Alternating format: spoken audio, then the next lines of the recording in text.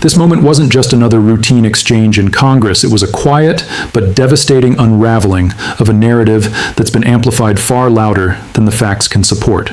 When Jim Himes leaned in and asked Kash Patel a simple, almost disarmingly direct question, how many non-citizens have actually voted in U.S. elections, what followed wasn't clarity, but hesitation.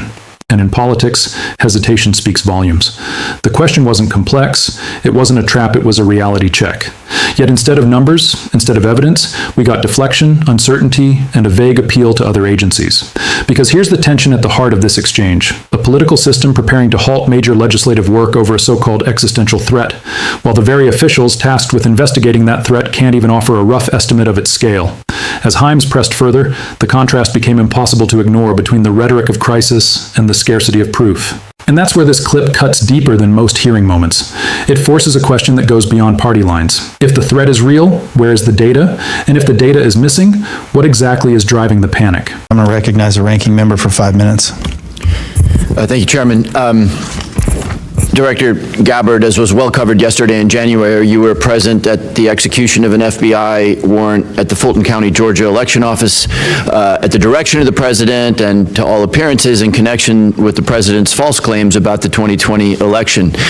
The unsealed affidavit submitted by the FBI made zero reference to foreign powers or outside interference. I don't want to relitigate the reasons why you were there, but I do want to know whether, as a result of your visit, there is credible intelligence in your possession pointing to foreign interference in Georgia in the 2020 election.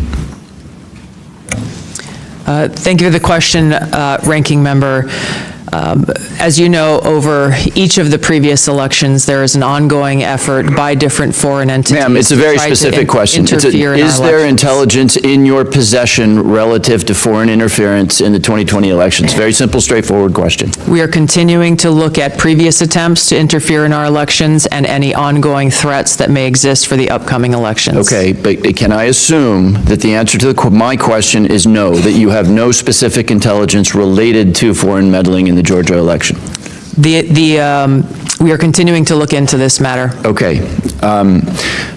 Director, the ODNI has confirmed on the record that your office took custody of voting machines from Puerto Rico last May. I'm not aware of any previous DNI taking similar actions. Did your office promptly notify the committee about taking custody of Puerto Rico's voting machines? I don't believe we did. However, this was done at the request of the Puerto Rico AUSA attorney. Ma'am, it's a yes or no question. The answer, as you have acknowledged, is no. You did not inform the committee about the taking of a territory's voting machines.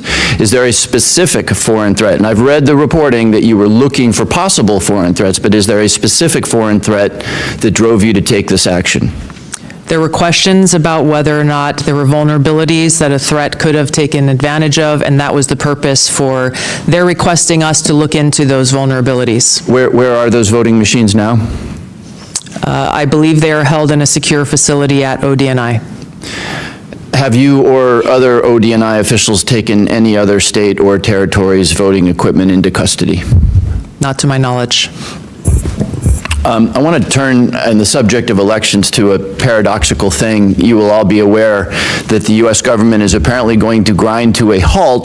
The president is going to sign no more bills. The Senate will spend 2 weeks apparently debating the SAVE Act. The SAVE Act, of course, would make illegal foreigners voting in U.S. elections, which is already illegal. So we are to do no more business because of apparently the existential threat to our democracy associated with foreigners voting in our elections.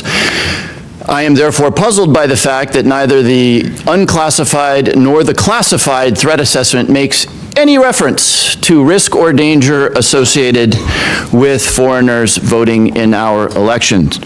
Director Patel, how many non-citizens have been convicted of voting in U.S. elections in the last 10 years? The conviction stats are with the Department of Justice. I defer to them on that. You are the director of the FBI. Give me a guess. How many convictions in the last 1 year, 5 year, or 10 year? Ballpark. I don't have that with me, sir. Again, it's with the department. You don't have that with, okay.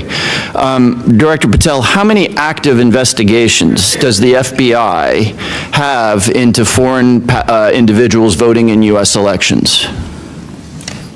We have a number of investigations, generally speaking, ongoing about individuals across the country. Yeah, I'm asking for that number. I don't have that number with me, but I have a number of them. You have a number of investigations. Okay, is that number 10,000? Is it closer to 10,000 or closer to 10? It's probably somewhere in between. Okay, will you please provide the committee with that number? Yes, sir. Okay. Director Patel, since you don't have the numbers, would it surprise you to know that the Heritage Foundation, which is not exactly the Columbia University Faculty Lounge, found only 77 instances of non-citizen voting in the 24 years between 1999 and 2023, each of which faced investigation by the appropriate authorities. So Heritage has a number of 77 examples in 24 years. Does that number surprise you? No, because it's low. I don't understand your answer. You asked me if I was Are you surprised by that disputing, number. are you I'm not. disputing that the number is in the range of 77 examples of non-U.S. citizens voting in U.S. elections in a 24-year period? I just said that number's low. You think that number is low? Okay. So why, if this is a meaningful issue, do we have no, and I guess I direct this to Director Gabbard, why is there no mention of this thing that will grind the American government to a halt for a 2-week period in the worldwide threats analysis? This annual threat assessment was shaped around the national security strategy's prioritization of threats to our nation and our nation's interests. There are multiple platforms and venues where there have been and there will be reporting on threats to our, foreign threats to our elections. I yield back. What unfolded in this exchange wasn't just a policy disagreement. It was a stark collision between political narrative and measurable reality, and it exposed something far more uncomfortable than either side likely intended. When Jim Himes methodically pressed Kash Patel for even a rough estimate of non-citizen voting cases, the expectation wasn't perfection, it was competence. A ballpark number, a general sense of scale, something to justify the level of alarm dominating the political discourse. Instead, what we saw was a vacuum, not just a lack of precise data, but an absence of even basic situational awareness on an issue that has been elevated to near-crisis status in national politics. And that's where this moment becomes far more significant than a typical hearing exchange.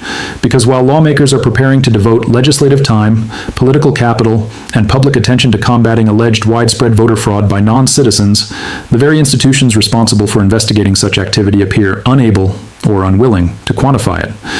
That disconnect is not minor. It's foundational. If a threat is serious enough to justify sweeping legislative action, then it should be backed by clear, accessible data. Instead, what Himes exposed piece by piece was a narrative built more on implication than evidence. When pressed on active investigations, Patel offered only vague assurances, a number of them, without scale, without context, without urgency. And in a system that relies on transparency and accountability, that kind of ambiguity doesn't reinforce credibility. It erodes it. But the most revealing moment comes when the discussion shifts from what officials say to what independent data suggests. The reference to just 77 documented cases over more than 2 decades doesn't just challenge the narrative, it destabilizes it. Because suddenly, the supposed existential threat begins to look statistically negligible. And yet, despite that, the political machinery continues to amplify it as if it were systemic and widespread. That's not just a discrepancy, it's a strategic choice. It raises a deeper question about whether this issue is being addressed as a genuine security concern or deployed as a political instrument to mobilize fear, justify restrictive policies, or redirect public attention. In the end, this wasn't about catching someone off guard. It was about revealing what happens when rhetoric outpaces reality. Himes didn't need to accuse, interrupt, or grandstand. He simply asked for numbers. And when those numbers didn't come, the silence did the work for him. Because in politics, especially at this level, what you can't say often matters more than what you do.